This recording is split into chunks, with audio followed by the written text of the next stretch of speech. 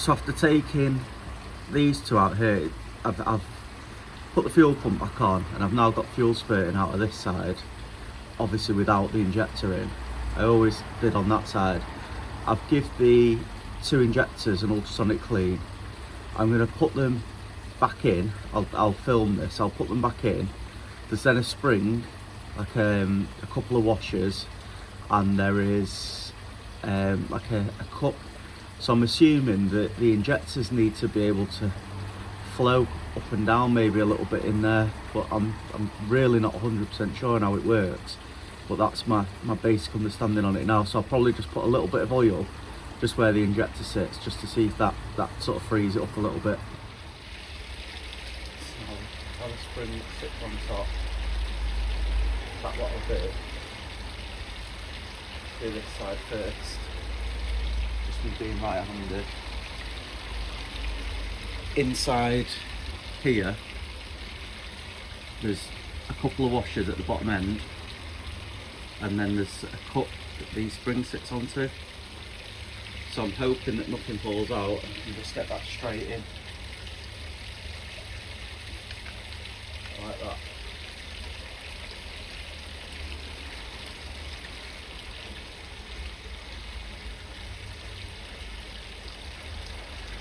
I forgot to ultrasonically bath one of the springs, so the other one is more metallic. This one's lost its colour a little bit.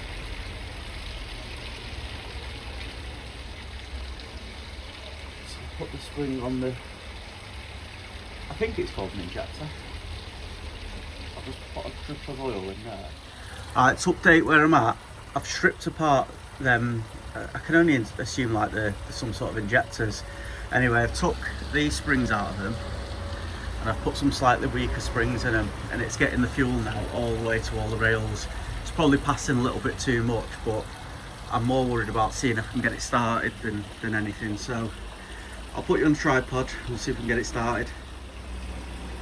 Right. Wish me luck. Wish me luck. Cold starts not connected.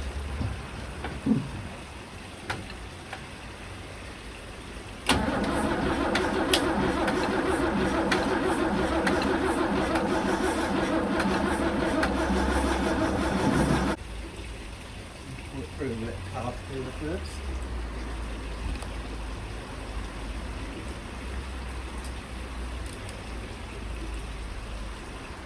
You never know.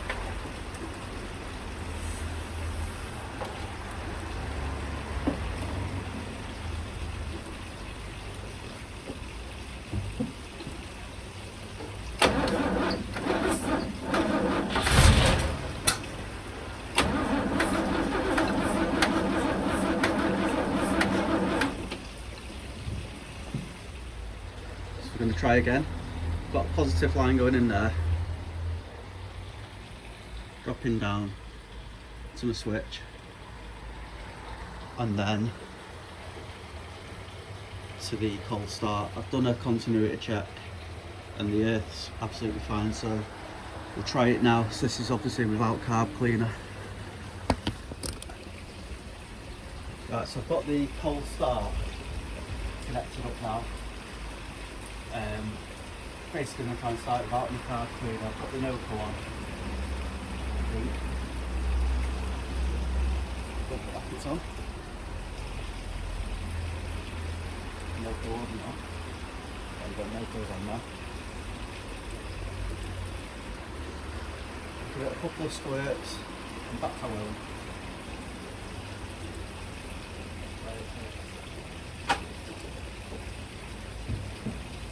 Give it a couple of squirts before.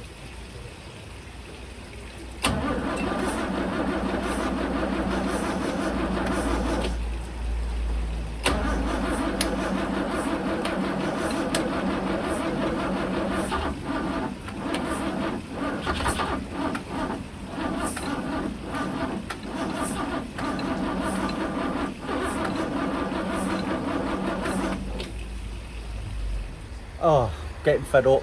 A little bit of an update. So the injectors don't seem to be spraying anything, so I've got fuel getting to the injectors, I've just hooked up, if I can find it, just hooked up that hose directly to an injector with the air compressor and put petrol just in the end there, just to try and pump through and see if it opens up the end, and it didn't. So what I've done, basically a pipe tester off eBay, I think it was about £15. I've put a 1/2 inch connector on it because it comes with the hose, and then a reducer to the size of the mechanical injector. So I'm just going to put that in now and I'll show you how to pump it up. Just got it filled with petrol. Alright, so I've got the injector in. Just need to tighten up this, which is like a bleed off screw.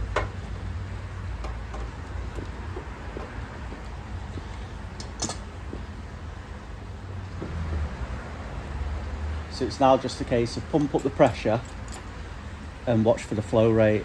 I have done one already. Hopefully you can see the pressure on there.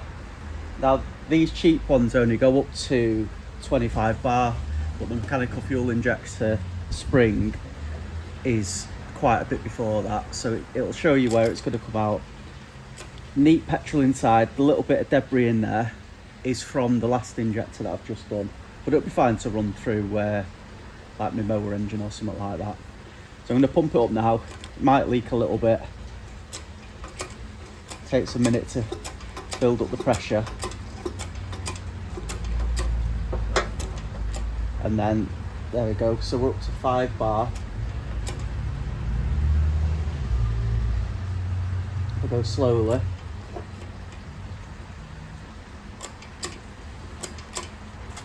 At 10 bar, it's releasing, and you can see, oh, the spray pattern on this one's a lot better than the last one was. So it's not fantastic, you can see the dirt. So what I've been doing is dunking it under the water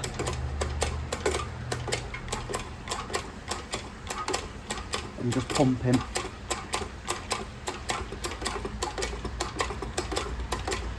Just basically circulating the fuel right through. And I'm taking this up to 25 bar. So that's gone through now quite a few times. Well, I did that in live time. It's holding at about 9 bar because obviously that's the release pressure of the spring. And you can see how it's atomizing, and it's not bad, that. It's not perfect, but this car's not ran properly in years. So yeah, about between 8 and 10 bar we're releasing at. Obviously a much more accurate one would be better, but for now this is going to give us what we need.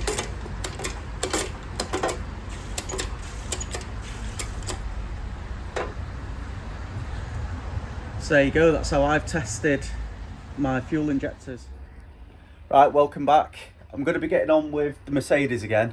I'm going to be doing a bit on the fuel system. So I took this to my mate Andy Jones. He's got a YouTube channel, mainly does imp engines, but basically he stripped apart, partially anyway, the injector pump, and there's a couple of pistons inside it which feed these two, I think the types of injectors,